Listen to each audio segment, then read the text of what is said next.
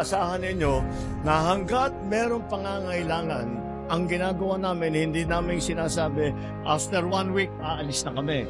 After 5 days, aalis na kami. Hanggat kailangan nyo kami rito, may iwan kami rito.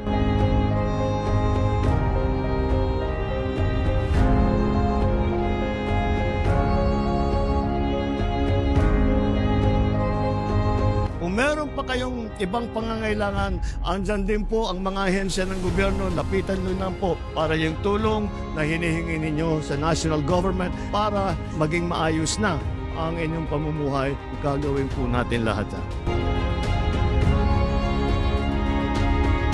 To our investors and development partners, let this be our pledge. The Bagong Pilipinas continues to foster an economy where businesses and investments remain at the heart of our progressive development.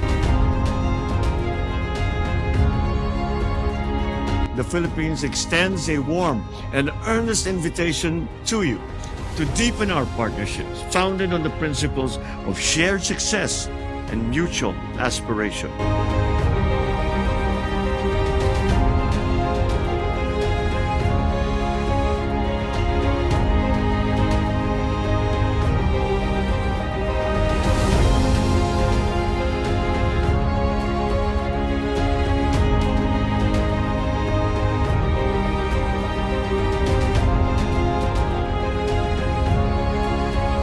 Maraming pong salamat sa ating mahal na Pangulo ng Republika ng Pilipinas, President Marcos, at sa inyong napakahalagang tulong sa aming mga mamayan na naapektuhan ng bagyo. Dito po sa lalawigan po ng Oriental Mindoro ay taos puso po kaming nagpapasalamat.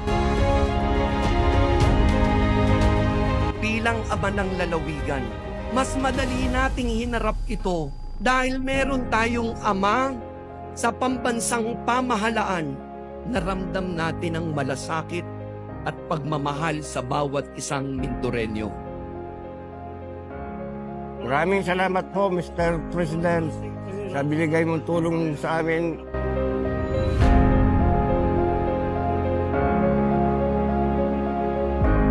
Hinihikayat ko kayong lahat na manatiling matatag. Magtulungan po kayo at huwag mawalan ng pag-asa. Dahil ang pamahalaan ay kasama ninyo sa bawat hakbang ng inyong pagbangon.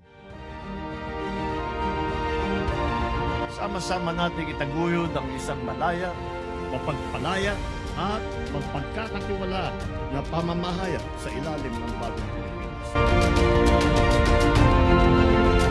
The LRT-1 Cavite Extension has become a reality because 40 years ago, one man had a bold vision to build a modern transit system.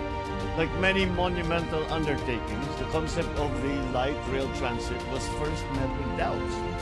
It was criticized as a project way ahead of its time. It cost way above what the country could afford and engineering challenges way beyond the expertise that we have.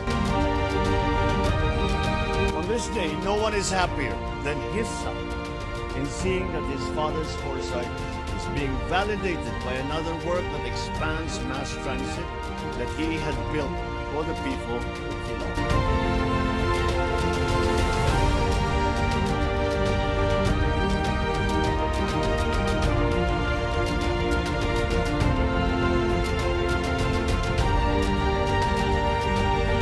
What's very, very critical, and the LG is going to need that information.